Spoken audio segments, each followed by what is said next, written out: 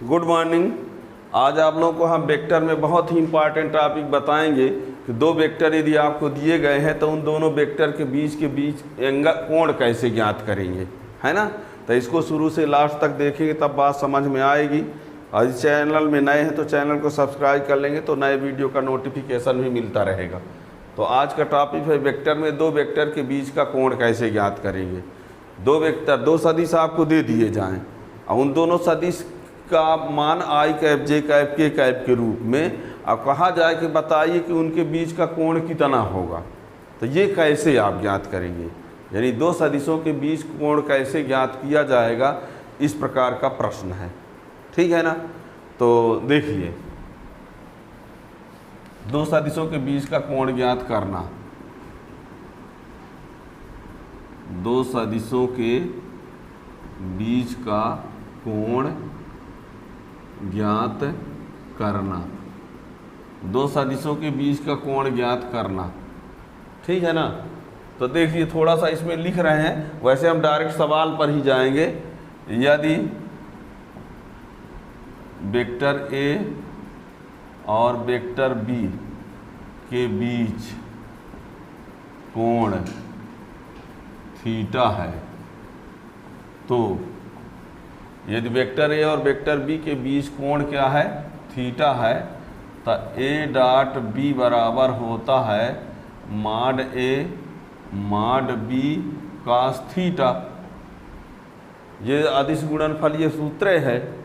अब यहाँ से यदि हम कास थीटा का मान निकालेंगे तो ये इसके बटे में आ जाएगा, तो ए डॉट बी बटे मॉड ए और मॉड बी, ठीक है, इसी से निकल आएगा। या कि फिर आप यह करेंगे थीटा बराबर cos inverse A dot B upon mod A mod B, ठीक है। कास थीटा बराबर A dot B upon mod A mod B. कुल मिला के आपसे इसमें तीन बातों की जानकारी होनी चाहिए। दो सदिशों के बीच का यदि आप कोण ज्ञात करना चाहते हैं, दो सदिशों के बीच का कोण यदि ज्ञात करना चाहते हैं तो तीन बातों की जानकारी होनी चाहिए। पहला नंबर, वेक्टर ए और बी यदि दिया है तो उनका डॉट कैसे लाओगे, डॉट यानी अदिश गुणनफल। दो सदिश दिए रहेंगे तो उनका अदिश गुणनफल यानी ए डॉट बी कैसे लाओगे, ये पता होना चाहिए। नंबर दो मॉड ए मॉड बी कैसे लाना है, ये भी पता होना चाहिए। हमने इसके पीछे वीडियो में सब कुछ अलग अलग बताया है, अलग से डिटेल में समझने के लिए पीछे का वीडियो देख सकते हो। वैसे हम प्रश्न तो अभी भी बताएंगे, ठीक है ना। तो ए डॉट बी कैसे लाएंगे, मॉड ए कैसे लाएंगे, मॉड बी कैसे लाएंगे, यहाँ हम डायरेक्ट लगा के बताएंगे। उससे पीछे हमने तरीका बताया पीछे लेक्चर में, ठीक है। और फिर ये आपको पता होना चाहिए कि कास थीटा के कुछ मान, जैसे कास 30 का मान कितना होता है, 60 का मान कितना होता है, या जैसे मान लो 1/2 आ गया तो कह दिया जाए कि 1/2 कास में किसका मान होता है, ठीक है ना। तो ये कुछ मान याद होने चाहिए। और यदि मान नहीं याद है ना, तो इसका आंसर जब लाएंगे तो कास इनवर्स में आएगा। किस में आएगा? लेकिन आप लोगों को बता दें, जिनका मान होता है और आप लोग नहीं जानते तो उनको इनवर्स में लिखने पर नंबर आपका नहीं पूरा दिया जाएगा। जिनका मान होता है और आपको याद नहीं है और आपने काश इनवर्स में आंसर लिख दिया है ना, तो आपको कुछ नंबर काट लिया जाएगा। और जिनका होता ही नहीं है, दशमलव पॉइंट की बात छोड़ दीजिए, मान लीजिए पता चला, मान लो काश थीटा बराबर आ गया 4/5 आ गया। कितना आ गया? अब ये 4/5 काश में किसका मान होता है किसी को नहीं मालूम है, तो ऐसे में लिख दोगे कि थीटा बराबर काश इनवर्स 4/5, ऐसे को लिख सकते हो। लेकिन यदि ऐसा आ गया कि काश थीटा बराबर आ गया 1/2, काश थीटा बराबर आ गया तो 1/2 काश में किसका मान होता है आपको पता होना चाहिए कि ये 60 का है। किसका है? काश 60 का होगा ये, तो इसको आपको फिर कास थीटा बराबर कास 60 लिखोगे तो थीटा बराबर क्या कहलाएगा, आपका ये आंसर माना जाएगा। कास थीटा बराबर 1/2 आ गया, तो आप कास थीटा बराबर कास 60 तो थीटा बराबर 60। और यदि सोचो कि सर हम इसमें ऐसे लिख देते हैं थीटा बराबर कास इनवर्स 1/2, तो ये आपका इसमें नंबर कटेगा। क्यों? क्योंकि 1/2 कास में मान होता है, आप जानते या नहीं हो, है ना, इसलिए वो नहीं मान होगा। और 4/5 सबको नहीं याद रहता, टेबल ओवल में भले दिया हो, इसलिए वहाँ ये मान होता है। ठीक है ना। तो वैसे भी प्रश्न जो दिए जाएंगे वो पता नहीं मान ज्ञात वाले मान आएंगे कि अज्ञात वाले, ठीक है ना। फिर भी बता देते हैं कि जब नहीं पता रहेगा तो इन्वर्स में लिख तो आना ही, प्रोसेस सही है, थोड़ा ही नंबर आए कटेगा। ठीक है ना।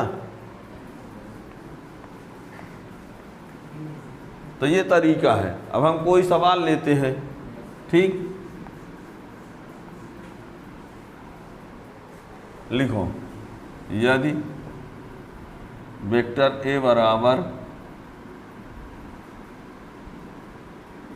आई कैप प्लस जे कैप प्लस के कैप तथा वेक्टर बी बराबर -2 आई कैप -2 जे कैप -3 के कैप, सॉरी 2 ले लेते हैं, कुछ भी ले लो, है ना। हम मान लो ये लिए वेक्टर ए बराबर इतना, वेक्टर बी बराबर इतना, तो वेक्टर ए और बी के बीच का कोण ज्ञात करो। ठीक है। वेक्टर ए बराबर आई कैप प्लस जे कैप प्लस के कैप है, वेक्टर बी बराबर -2 आई कैप -2 जे कैप -2 के कैप। तो हमने आप लोगों से कहा था कि जब बीच का कोण ज्ञात करेंगे तो आपको मॉड ए भी लाना होगा, मॉड बी भी लाना होगा, ए डॉट बी भी लाना पड़ेगा। क्या? मॉड ए भी लाओगे, मॉड बी भी लाओगे, ए डॉट बी भी लाओगे। तो हल के लिए हम पहले क्या करते हैं, मॉड ए लाते हैं। चलिए मॉड ए लाते हैं। तो मॉड ए इनके गुणांकों के वर्गों का योगफल, इसका गुणांक क्या होगा 1, इसके पहले कुछ नहीं तो 1, इसके पहले कुछ नहीं तो 1, तो ये होगा 1 का स्क्वायर प्लस 1 का स्क्वायर प्लस 1 का स्क्वायर, 1 धन 1 धन 1, तो ये हो गया √3। किसका मान? मॉड ए का मान, है ना। मॉड बी बराबर निकालोगे तो क्या होगा, इन सब का स्क्वायर का बरकर, तो -2 का स्क्वायर और -2 का स्क्वायर -2 का स्क्वायर। ठीक है।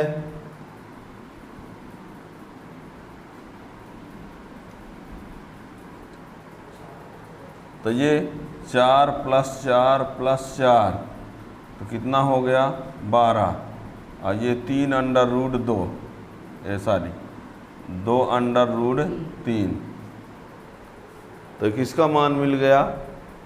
मॉड बी का। मॉड ए का भी आ गया, मॉड बी का भी आ गया।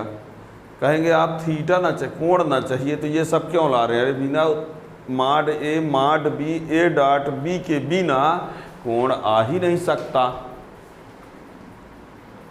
ठीक है। अब